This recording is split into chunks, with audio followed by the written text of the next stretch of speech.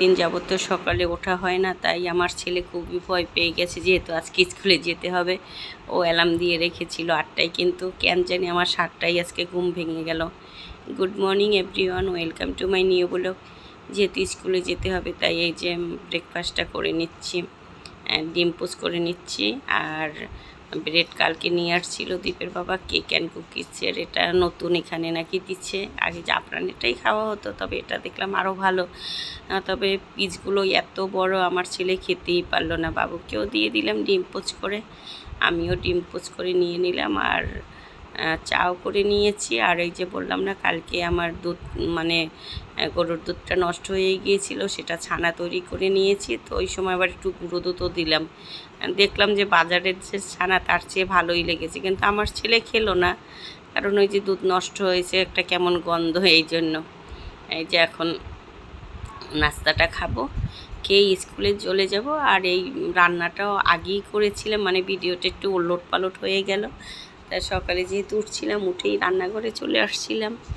এখন মাছ রান্না করব। দীপের বাবা বলছিল ডিম রান্না করতে, কিন্তু তাকে বলছিলাম হাঁসের ডিম আনার জন্য, তার নাকি মনে ছিল না। সে পরে বলছিল পোলট্রি মুরগির ডিমই ভুনা করতে, কিন্তু আমার কেন জানি পোলট্রি মুরগির ডিম ভালো লাগে না, দীপও ভালো খায় না। পরে চিন্তা করলাম এত সকালে উঠলাম, একটু মাছই রান্না করে নিই। আজ একটু আর মাছ রান্না করতেছি, এটা দেশি আর মাছ নাকি, আসলেও খুব ভালো লেগেছে, ছাড়টা ভালোই হয়েছে। তো মাছটা ভেজে নিচ্ছি, মাছ রান্না করব, আর একটু ঢেঁড়স ভাজি করব। আর ডালটা ফুটিয়ে রেখে যাই, পরে এসে মানে একটু সোমবারটা দিয়ে নেই, কারণ এত সকালে রান্না করলে ডালটা আবার নষ্ট হয়ে যায়, আবার তাহলে আবার ফ্রিজে রাখতে হয়। এই জন্য আর ইচ্ছা করলো না, মনে করলাম যে যেহেতু চলে আসবো 1:30 2টোর দিকে, এসে ডালটা সোমবার দিয়ে নেব। তাই এই যে মাছটা ভাজা হয়ে গেল। আরও কয়েকটা আছে, যেহেতু আমার এই প্যানটা অনেকই ছোটো, বড় ফ্রাই প্যানটা কিনলাম মাছ ভাজির জন্য, কিন্তু আলসামি করে বের করা হচ্ছে না। ওই যে যেটা আছে মনে করি এটাই রান্না করে নিই। তবে এটা একটু সমস্যা হয় কি, ছোটো তো দুবার দিতে হয়, যে 5 পিস মাছ দুপুর দিলাম। আর এখন আলুটা ভেজে নেব। ওই যে মাছের যে তেলটা ছিল, এই জন্য তেলটা এরকম দেখাচ্ছে। তাতেই আলু ভেজে নিচ্ছি, মাছটা দিয়ে রান্না করব পেঁয়াজ রসুন আর টমেটো দিয়ে। আলুটা একটু আগে ভেজে নিচ্ছি, সিদ্ধ করে নিচ্ছি। তারপরে এই যে এখন একটু পেঁয়াজ দিয়ে দিলাম, রসুন দিয়ে দিলাম, কাঁচামরিচও দিয়ে দিলাম। একটু পেঁয়াজটা ভালো করে ভেজে নেব, একটু ঢেকেও দিলাম পেঁয়াজটা নরম হওয়ার জন্য। এখন টমেটোটা দিয়ে দিলাম, আর দিয়ে দেব মশলা, একটু জিরে বাটা, ধনিয়ার গুঁড়ো, এইগুলো। তো দেখলাম আলুটা ভালোই সিদ্ধ হয়ে গেছে, যেহেতু অনেকক্ষণ ঢাকা ছিল। তো এই যে এখন জল দিয়ে দিলাম, এখন মশলাগুলো দিয়ে কষিয়ে নেব। এই যে দিয়ে দিলাম মরিচের গুঁড়ো আর ধনিয়ার গুঁড়ো, আর দেব একটু জিরে বাটা, কারণ পেঁয়াজের মাছ তো মানে জিরে গুঁড়োটা দিলাম ছড়ে। বাটাটা কয়েকদিন যাবত দিতে মানে বাটাটার কথাই মনে আসতেছিল।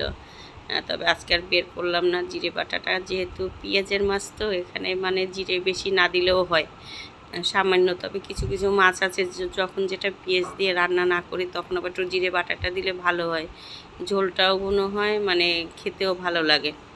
তাই আর ইচ্ছে করে নামালাম না, ইচ্ছাও করলো না, যেহেতু সকালবেলাটা তাড়াহুড়া থাকে, আর বাসায় থাকলে তো সুন্দরভাবে রান্নাবান্না করা যায়। আর এখন ঢেঁড়সটাও ভেজে নিচ্ছি, একটু আলুও দেব, যেহেতু ঢেঁড়সের পরিমাণটা বেশি না। আর দীপা আবার আলু দিয়ে ভালোই খাই, ও আবার আলু দিয়ে পছন্দ করে।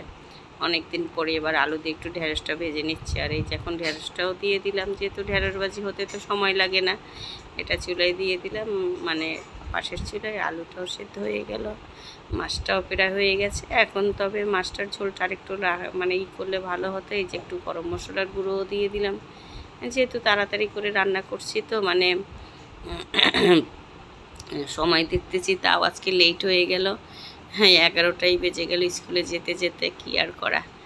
এই যে এখন এই যে ঢেঁড়সটাও ভাজি হয়ে গেল। তাই স্কুল থেকে রান্নাবান্না করার পর স্কুলে চলে গিয়েছিলাম, স্কুল থেকে আসলাম, এখন এই যে লাঞ্চটা করে নেব। যা যা রান্না করলাম সেটাই তোমাদের সাথে শেয়ার করছি। তাহলে আজকের ব্লগটা এখানেই শেষ করলাম। তোমরা সবাই ভালো থাকবে, আর আমার ব্লগগুলো যদি ভালো লাগে অবশ্যই একটু লাইক কমেন্ট করো, আর আমার একটু ইউটিউব চ্যানেলটাই ঘুরে আসবে শবনম ব্লগে। বাই।